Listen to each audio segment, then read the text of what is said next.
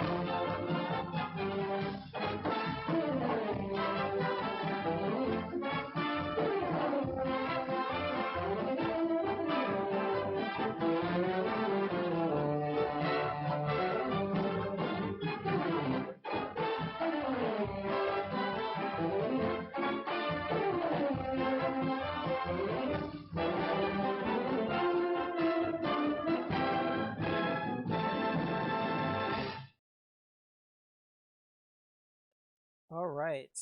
So that video that we just saw, these were the welcome videos for drive-in movie theaters back in the day.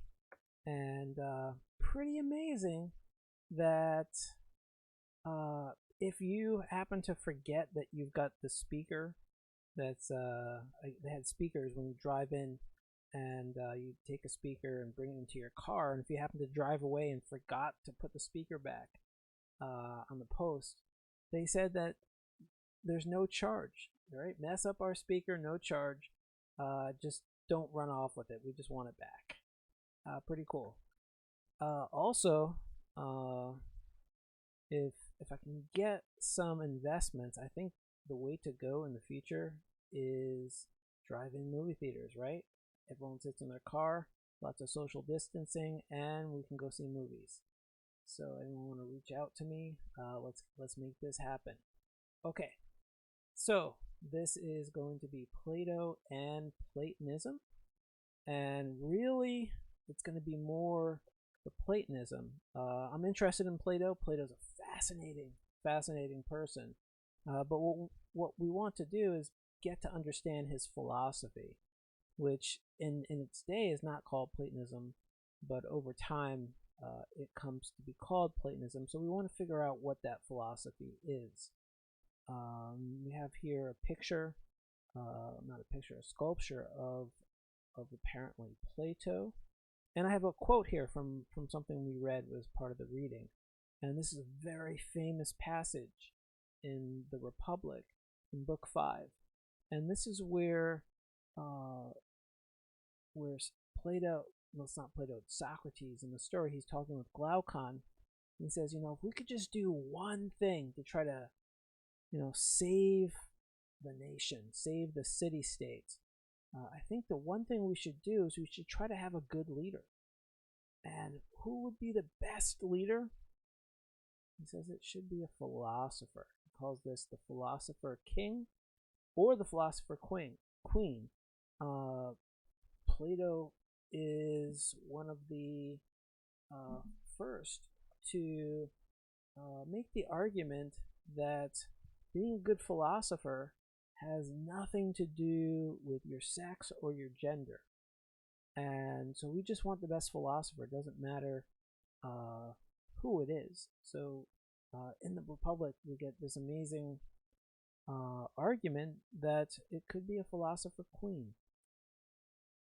Okay, so we're going to talk in a few moments a little bit why this is a very radical statement to be talking about a king, and it has to do with the amazing form of government that Athens had. And so here we have Plato suggesting a kingship in what is the first recorded constitutional democracy.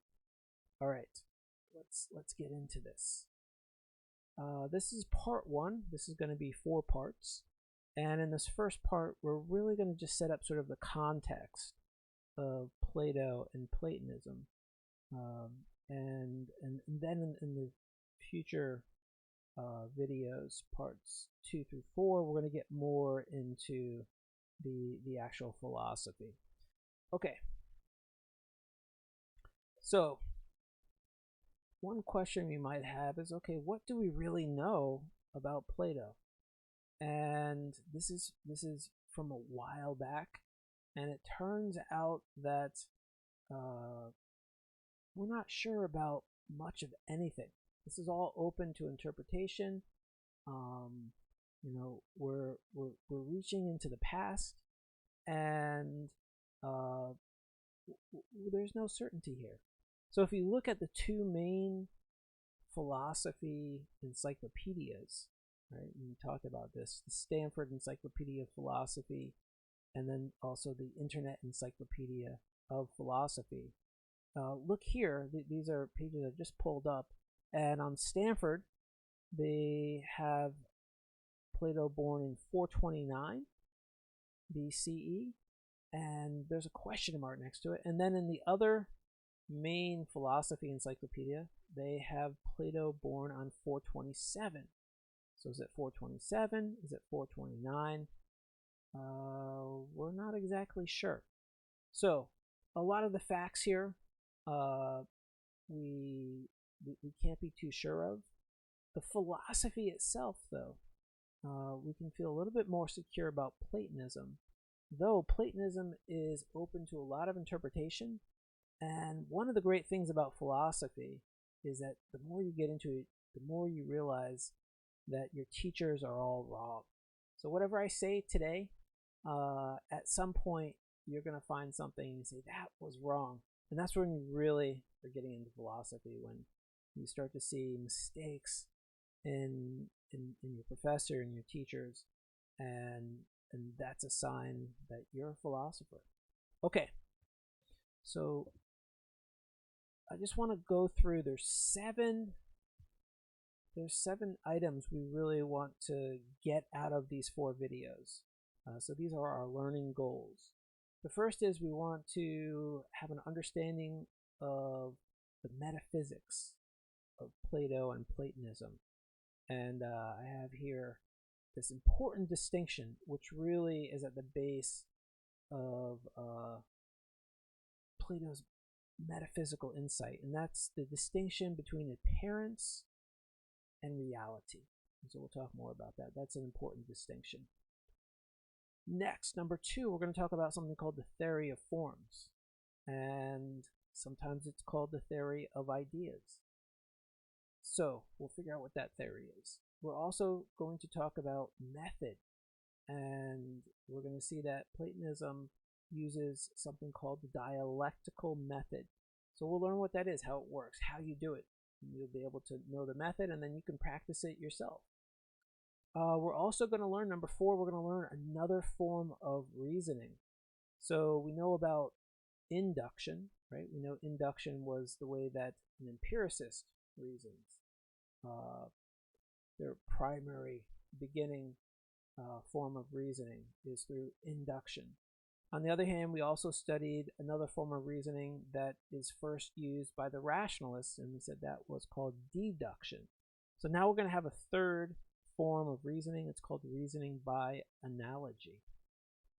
And then we're going to study an important analogy that Plato works out, and we call that the analogy of the sun. And number 6, we're going to talk about an image that Plato gives us in the Republic, and it's called the divided line. So, and this image is meant to help us try to understand a lot of the sort of basics of Platonism. And we don't ever get sort of a straightforward answer, this is Platonism, in any of Plato's work. So it's always open to interpretation. It's always open to the reader to try to figure these things out, and we'll talk a little bit about that more. And finally, our learning goal number 7 is that I want you to know about the allegory of the cave. And so this is a story that is told in the Republic. Okay, so those are our 7 learning goals. So some historical context. We're reading the Republic, and it is by Plato.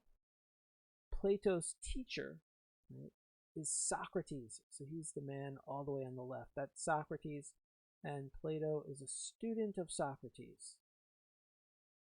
Plato goes on to open up a school and takes on students, and he becomes the teacher of another very important philosopher named Aristotle.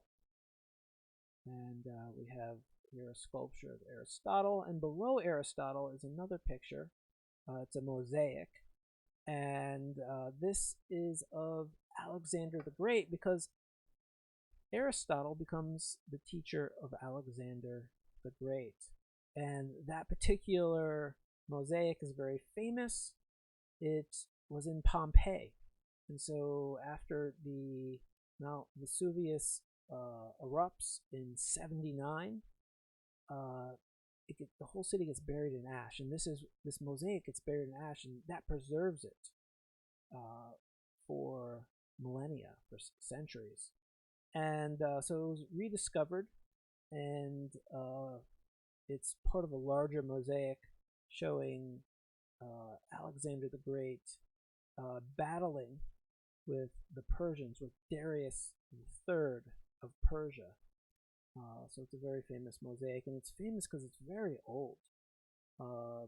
They believe it was probably based on a painting or another sculpture, but this might actually be what he looked like. Okay, so we have this amazing connection between these 4 figures in history.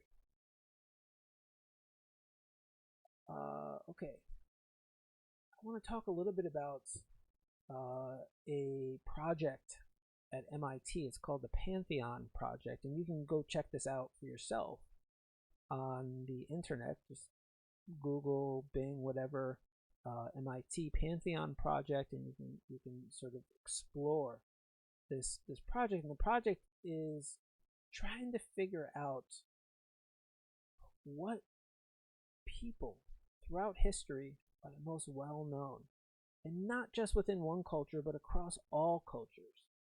And they use the internet to collect all this data, and they use actually a lot of Wikipedia.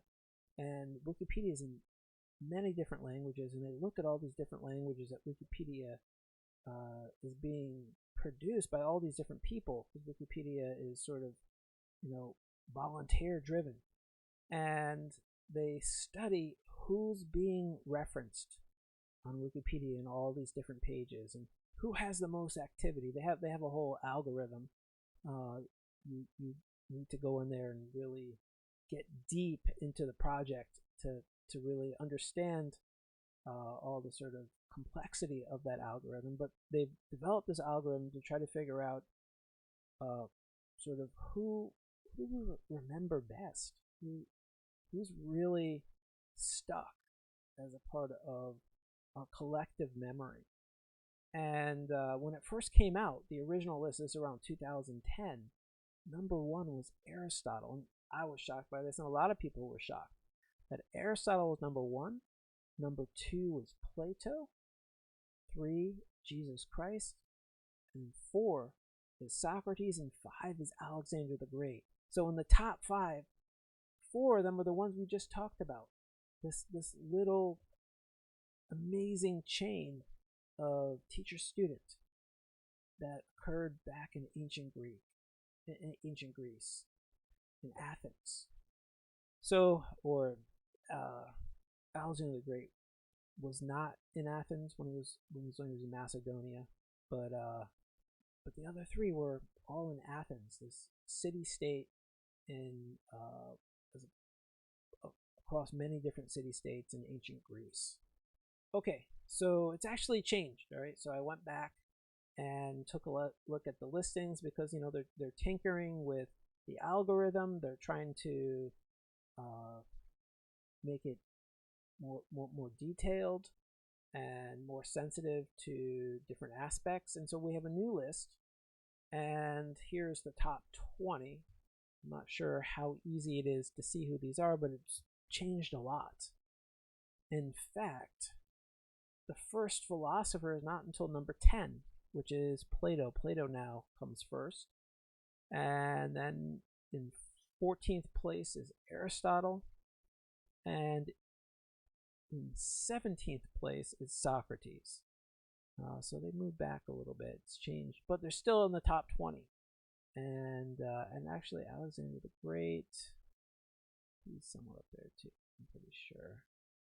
He's actually number 7, looks like. So he moved up. Okay, so still, this means that if you go anywhere on the planet, any culture, and you bring up these people, you talk about these people, it's more likely than not that whoever you're talking to has probably heard of Socrates or Plato or Aristotle. And so that's pretty amazing. And by studying these figures, you also sort of enter into that group that knows these names and knows something about why we remember them. Okay, there's a lot of different things you can look at in the Pantheon project, and so you can also look up by occupation, which occupations are most referred to, most referenced by people around the world. And if you look at that, well, number 1 is politician, number 2 is soccer player. So if you really want to be remembered, become a politician or a soccer player. But philosophy is not completely off the map. And actually, where is philosophy? It is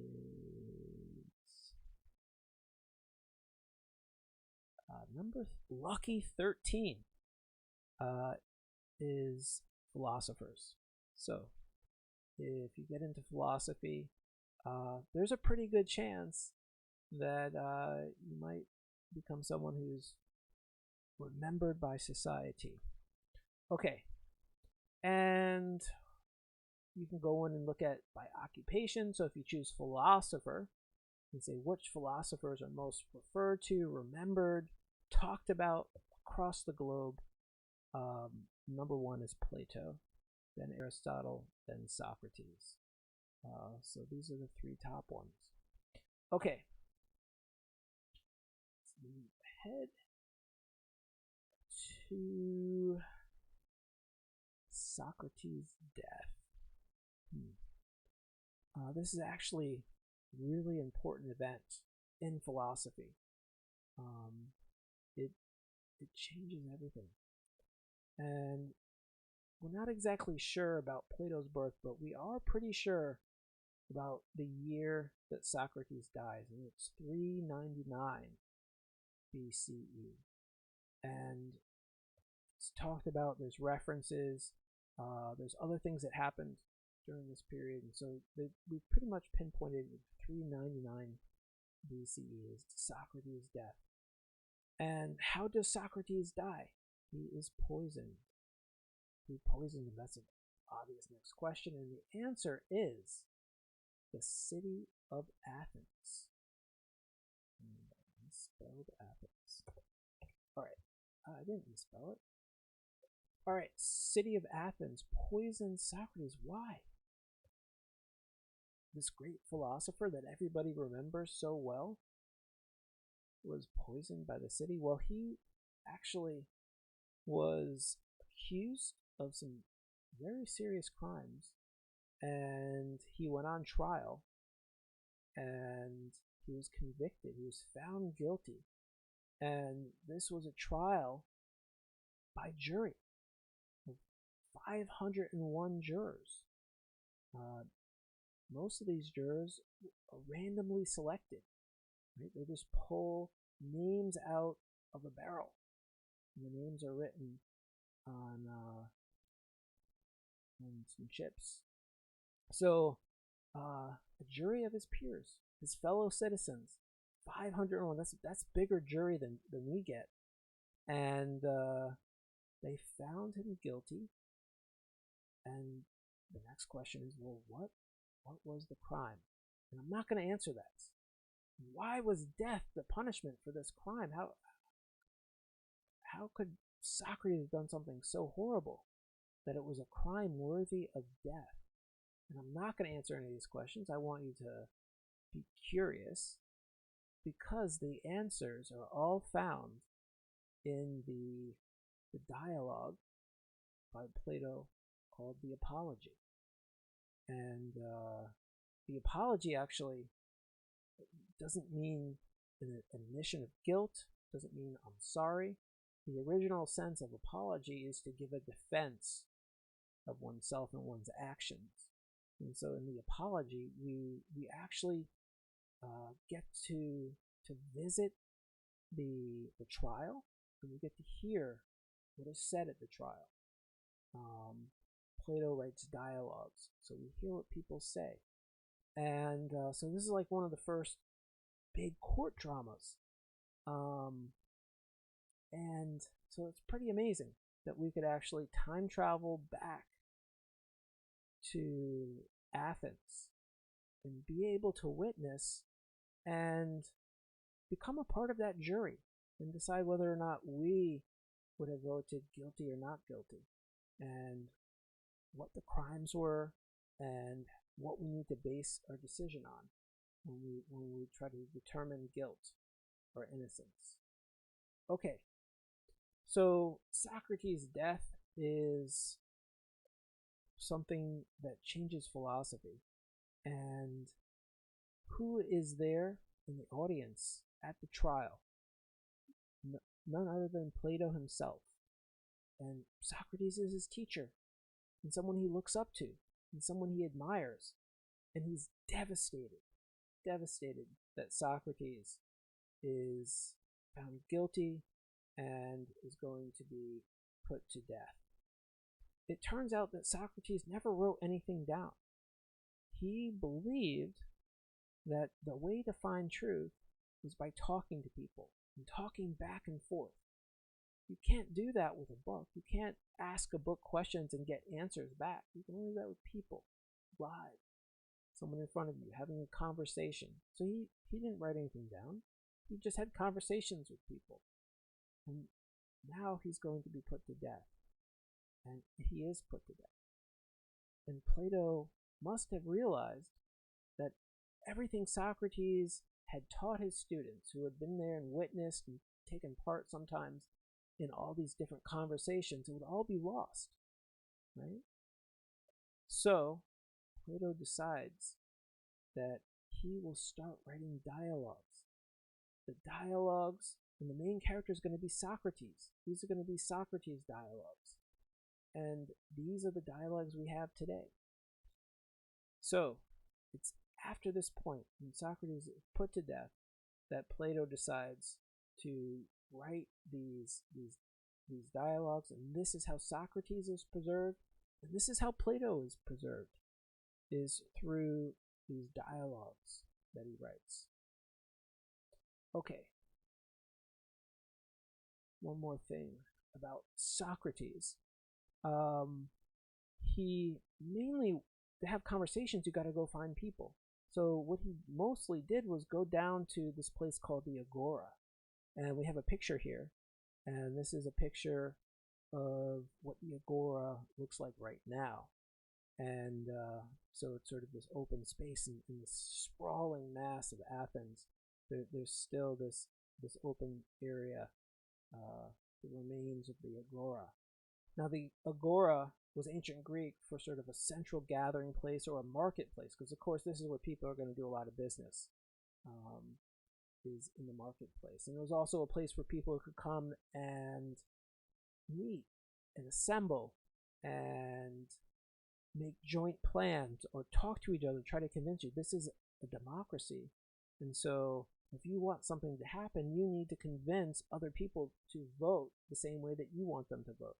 So there's a lot of speeches going on in Athens. There's a lot of conversations and debates, public debates, and a lot of that takes place at the agora. And so this is where Socrates would go most days. It's down to the agora, and then all his students who are not paying him any money, they're just showing up. They would come down, and they knew that Socrates would most likely be at the agora, and they wanted to see who he was going to talk to that day. All right, so hopefully you're finding this interesting. I think it's fascinating. I want to take a little break at this point. We have a message from the past from Arrow Wax. 3:59 p.m. A typically well-kept household. 4:01 p.m. Same scene. Lucky mother. Lucky really because she uses new Arrow Wax. Damp mopping brings the beautiful shine right back. That's new formula Arrow Wax. Scuff it. You can scuff it. Spill on it. You can spill on it. Track dirt on it. Track dirt on it. Then just damp mop, and the shine's still there. Floors stay brighter longer without re-waxing. More news. The new long-lasting Arrow Wax is specially priced to save you up to 20 cents a pint. And yet, Arrow Wax is guaranteed top quality. Must satisfy you or double your money back. Best for vinyl or any floor. Won't yellow floors. And the brilliant shine can last for months. Start today with Arrow Wax. Save up to 20 cents a pint. All right, Arrow Wax. I don't know about you, but being sheltering, quarantine, a lot of cleaning going on, a lot of messy houses. I need some Arrow Wax. It looks like things are pretty easy there. And if I'm not satisfied, they double your money. That's crazy. Double your money. All right. Well, unfortunately, I'm not sure we can get Arrow Wax anymore. And I'm not sure what it would feel like to have big waxy floors in the summer when it starts to get hot. But okay. So back to Plato and Platonism. Let's talk a little bit more about Athens. And Athens happens to become a very wealthy city-state in ancient Greece. And part of that is luck. Part of that is just where they happen to be situated. And part of that was their ingenuity. So they become very wealthy. It's a very central point, Athens, in sort of the Mediterranean. It's on the Mediterranean Ocean. There was a port, Piraeus, that was connected to Athens itself. They ended up actually building these city walls around Athens, and then all the way these sort of narrow passage that was protected with these walls all the way to the port. And so a lot of trade, central trade, people meeting in Athens to meet halfway and trade goods. So Athens is very well known for their olive oil. So a lot of the agriculture around Athens was perfect for olive groves, and so they produce a lot of olive oil. They also found some silver mines outside of Athens, but were taken over by the Athenians, claimed by Athens, and huge silver mines. They made a lot of wealth, and it was the silver mines of Laurium, they're called. They were owned by the city. So and the city back then was called the polis. So polis is ancient Greek for city. And it would be leased out. They'd lease out the the mines. And the city itself was able to make a lot of money off the mines, and the people were also able to get quite wealthy off of these mines. I have to say that a lot of the workers in the mines were slaves, and back then a lot of the slaves were conquered peoples. So city-states would go to war against each other, or a city-state might go to war against Persia or another city-state in Persia, and if you won, you would capture people and make them slaves. Okay, so silver, a lot of silver made Athens wealthy, and finally they had great soil for making pottery. And pottery was a great thing because it became convenient to become a container for transporting olive oil or silver. And you always had to wonder when you saw a pottery container what was in there. Is that one with olive oil or is it one filled with silver? Okay, so very wealthy city-state, and that wealth meant that there was time to do stuff, at least for the wealthy, to do stuff like philosophy. So there was some space for a leisure activity, like trying to just talk about what truth is or what justice is. And so this occurred in Athens, and it was enabled because of that wealth. Let's talk about the military of Athens. So most militaries were actually pretty small because it was very expensive to outfit a soldier with armor, with some sort of transport, horse, and with armor.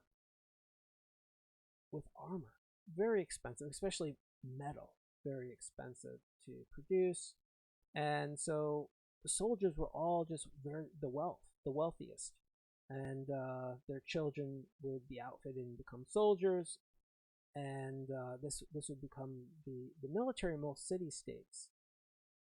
Athens does something different. They have all this wealth from the silver, and they also realize that there's other military, other armies out there that are just better than they are, and the big one being Sparta.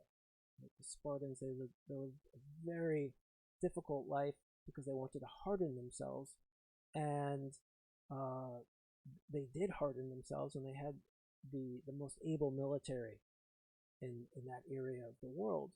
So Athens said, we need to figure out where we can shine. And so they took a lot of the money from the silver mines, and they built a whole fleet of these small boats that were called triremes. And they were small, they were easily maneuverable, and they could ram into other vessels. All you needed for these boats were people to row them. So by developing a navy, people could be active in the military, and it wouldn't cost a lot of money. They don't need all the equipment. You need your bodies. You need to be able to row quickly and follow commands. So Athens becomes a wealthy state. They make a good move because also by developing this navy, they win an important battle against the Persians in 480, and this is well before Socrates dies in 399, right? This is going to be 81 years before that. There's this important battle where Athens wins, and it secures their place in ancient Greece with the greatest navy. And they use that navy then to also secure the trade routes, which is all mostly done by water. So this puts them in a great position to really flourish. What's interesting is that as a democracy, they decide to have a democracy, and part of that democracy is everyone needs to participate, and by voting, but also by protecting the city, by being a part of the military. And now that they have a navy, there's no barrier in terms of needing the wealth to outfit yourself to be a part of the army. Okay, so I find this stuff fascinating, and so hopefully you do too to some degree. All right, let's talk about the government of Athens. So it's the first recorded constitutional democracy, and we do have the actual constitution of Athens because the student of Plato, he collects constitutions. He goes around, he's very interested in how governments, this is Aristotle, how governments organize themselves and the actual documents they use to set a state into motion, to bring it into being. So Aristotle collects constitutions. He collected the Constitution of Athens, and we still have that today. Every citizen had one vote. It was actually very radical, and a lot of the other city-states found democracy threatening. Why was that? Why is democracy threatening to these other city-states like Sparta? Well, in other city-states, you had often a king or the wealthiest members of that society or a certain group of families who were in charge. And then most people were not in charge. They were, often mistreated. And these different places worried that hearing about this democracy, that the poor people in their communities would want to empower themselves, would want to be a part of the process, would want to be able to ensure through law that they couldn't be mistreated. So a lot of different city-states felt very threatened by the idea of democracy being sort of like a virus in that part of the world, and that it would cause revolution. It would inspire poor people and slaves and whatnot to rise up. Okay, so in Athens, it was not a perfect democracy. You had to be male to vote, and you also had to be a citizen of Athens. And when it was first instituted, you had to be able to trace your lineage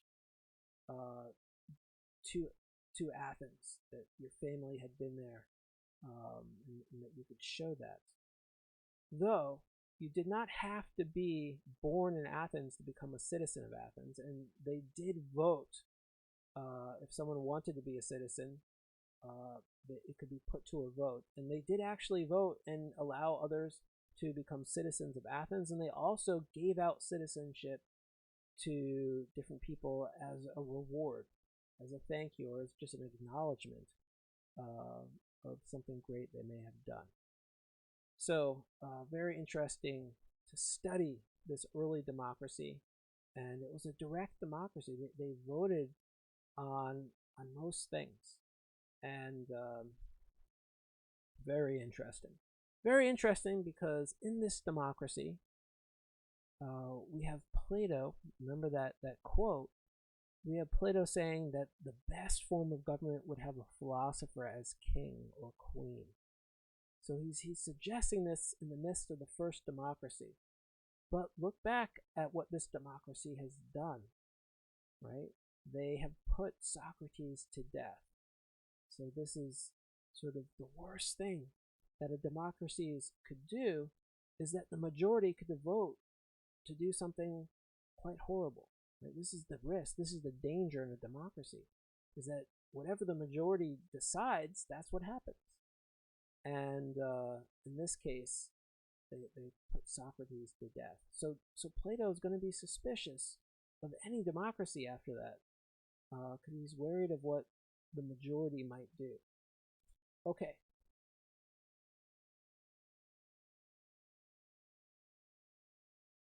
So I want to, let's go to the next one. And before we start this one, let's take another quick break and hear about the theme today is keeping things clean. So Aerowax is keep your apartment clean, and now we're going to hear from another product. It's about clean.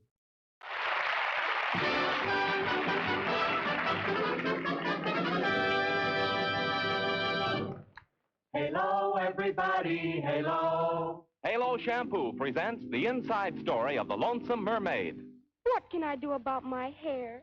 It's so dull and stringy looking, the sailors never whistle at me anymore. And for a mermaid, that's serious. Look, Toots, here's the answer to your problem. Use Halo shampoo. Soaping dulls hair. Halo glorifies it. Halo means natural beauty. The first time that you use it, you need no special rinsing after you use it. So halo, everybody, halo. Halo shampoo, halo.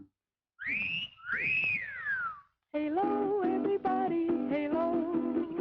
Halo is the shampoo that glorifies your hair. So halo shampoo, halo. Remember, Halo leaves hair fragrant, dandruff-free, and wonderfully easy to manage.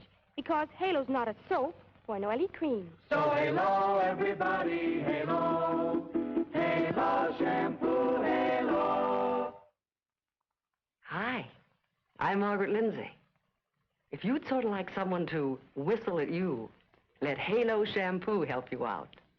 Because Halo leaves your hair soft and fragrant, shining with colorful highlights. Glorify your hair with Halo, America's favorite shampoo.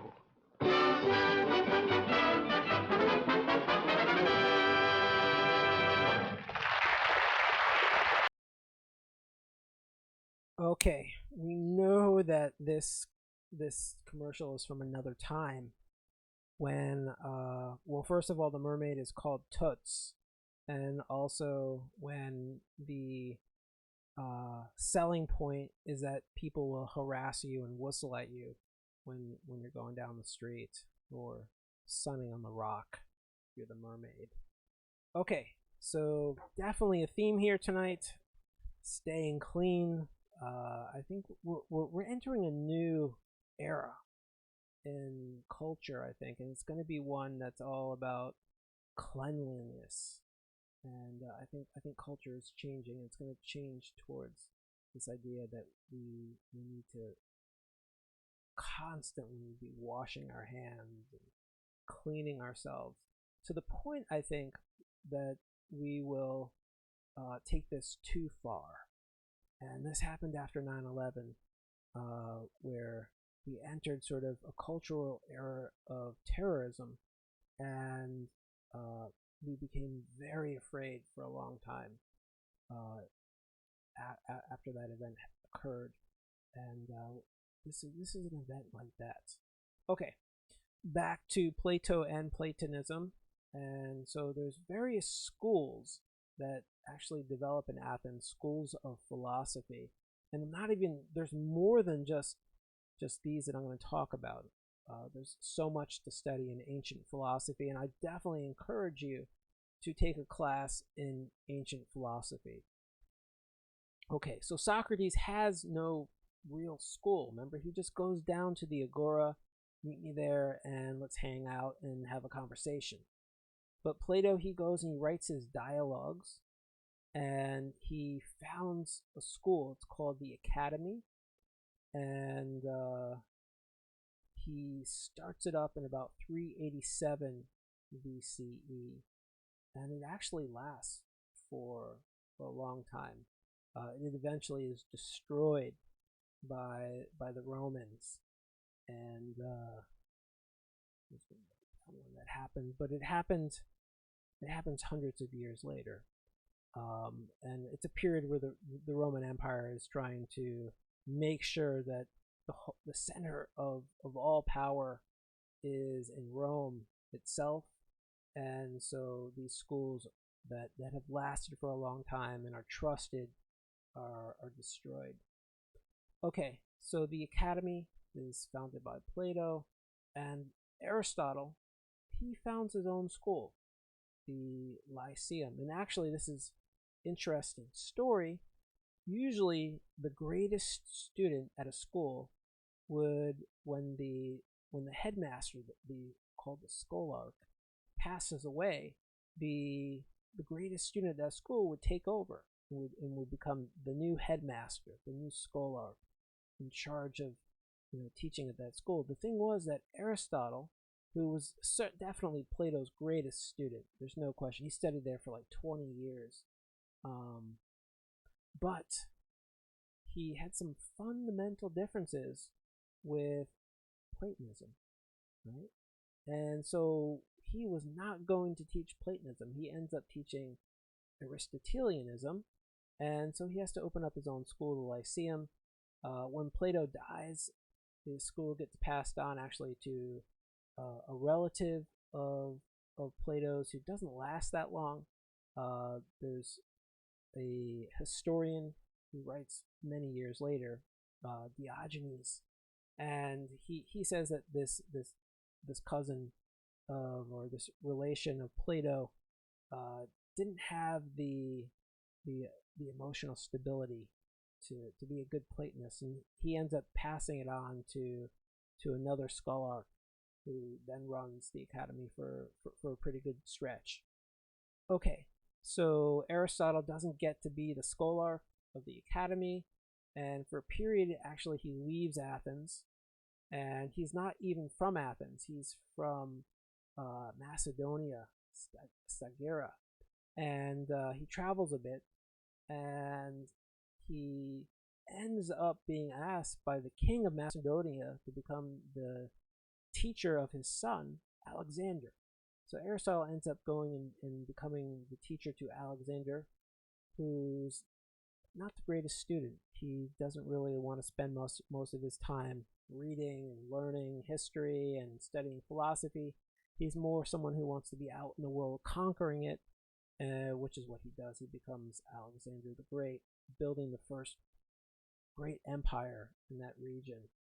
Okay, so Aristotle, who does get some funding from Alexander the Great, he starts up a school, and it's called the Lyceum.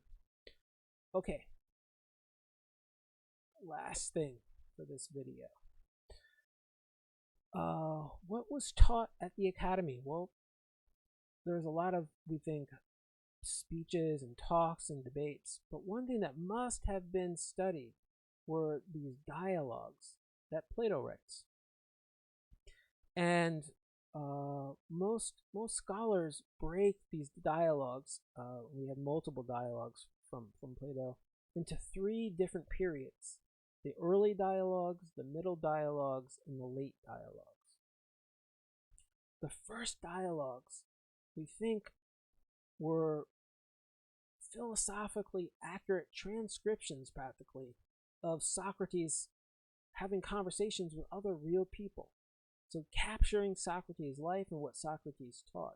So we think all these early dialogues are doing that. And actually they kind of go through and tell the story of Socrates up through his trial, and then even after his trial, to the actual scene where Socrates picks up the glass of poison, it's hemlock, and drinks it. All right, so we have all of that captured in these early dialogues. And now Socrates is dead. But Plato says, I don't want to give up this great character, Socrates. So he keeps writing dialogues where Socrates is the main character. He's having conversations with others. And these next set of dialogues we call the middle dialogues. And we think at this point, what Plato is doing is he's trying to take what he's learned from Socrates, and Socrates never gives us a definitive positive philosophy, an ism. Right? He doesn't really give us a Socratism. But in the middle dialogues, you kind of see Plato trying to work out what would that positive theory be. If we took our learning from Socrates and we went with it, what might be that philosophy? This is, maybe what we would call Platonism, and this is what we've read. We've read a middle dialogue here in preparation for learning about Plato and Platonism, the Republic, which is sort of the most middle of all dialogues, and it's the longest of the middle dialogues and the early dialogues. It's composed of 10 books, so it's a very big conversation. And So we've just read a small portion of it, and hopefully you'll be fascinated by the Republic and you want to read all 10 books. It is very interesting. It's an accessible work of philosophy. There's a lot there, but I don't think it's that hard to sort of jump into it and get a lot out of it. So, okay, so we have the middle dialogues, and then we have late dialogues. And in the late dialogues, what we seem to find is that Plato acknowledges that there's problems with Platonism, and he's trying to work out how to resolve these problems. Okay, so we are reading this middle dialogue, the Republic, and the Apology is from the early dialogues. So if you want to study Socrates, you read something like the Apology. I think it's good to actually study Plato first and start with this middle dialogue, because it will give us a better sense when we read the Apology of what people might have been thinking or worried about from Socrates' teachings. And if you don't sort of start to think about that first, when you read the Apology, you most likely would think that this is crazy. There's no rationale behind the attacks, the accusations on Socrates. But when we read the Republic first and we sort of get a sense of Platonism, of where Socrates' teachings might take somebody, we have a very different sense when we read the Apology. Okay, so that's it. That's part one, and excited for part two. In part two, we're going to talk about the experience of Platonism. I'm going to give you sort of a way to enter into Platonism just through an experience. I'm going to give you an experience. All right, thank you. I'll see you soon.